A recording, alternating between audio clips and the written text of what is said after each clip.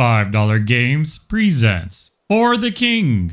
This is a 1 to 3 player turn-based RPG played on a hexagonal map. At the start, you pick your adventure and characters. I went with the first one and the default classes. The story begins that the king was murdered in his palace after the wizard mysteriously vanished. I'm sure it was purely a coincidence. Generally, as you travel around, there are side quests that pop up like go deliver this death certificate or go take care of these cultists. Gameplay-wise, it's kind of daunting on first impressions. First, they slam you with a do not set out on this quest with the expectations that you will succeed on your first try, which immediately spikes up my anxiety and fires off several things to look out for. Everything else in that paragraph just gets ignored because I'm stressed out now. Then the game starts and I don't understand the mechanics, what I should be optimizing, or how I should be spending each turn. Well, now I have those answers. So first off, if you pick up this game, that warning, just ignore it. From what I can tell, it was supposed to be a motivational speech to cope with getting through their game.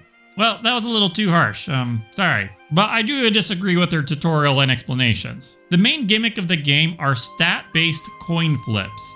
Instead of a normal 50-50, the probability of a success is shown by each stat beneath your character. Attacking, how far you can move, and world encounters are all determined by multiple coin flips. Generally, a full pure success requires a success on every coin flip. So if you attack and miss one, you're no longer doing full damage. For world events, they tell you what would happen based off of the number of successes you get, along with the probability of each outcome. Additionally, for each coin flip, you can use a focus point to force a single success, or 2 for 2, or 3 for 3, etc. Focus points are the yellow hexagons above each character. They get replenished through resting, items, and world events. That is the main gimmick of the game. Additionally, at the top, there's a life counter, a chaos counter, and a doom clock. The life counter is how many times a character can die before a game over. The chaos counter, from my understanding, just makes everything worse, like more enemies and harder encounters. The doom clock shows you when the next chaos counter will be added. A nice thing in the game is that if you remove a chaos counter through an event or a quest, and your chaos counter is empty, it is instead removed from the doom clock. So it's still a viable option to choose as it buys you time. Each character has a separate inventory and has to be within a certain distance to join on fighting enemies. However, on dungeons, which are just multiple encounters in a row, everyone gets teleported to the dungeon, which is kind of nice. The dungeon also tells you what level they recommend in order to enter them. Overall, the gameplay and the planning are a lot of fun. The graphics and the plot don't really appeal to me, but making the game online co-op is awesome. Subscribe, I do 5 games each week until I get to 100 videos. That's a wrap for this game. Consider picking this game up instead of a sword and a stone.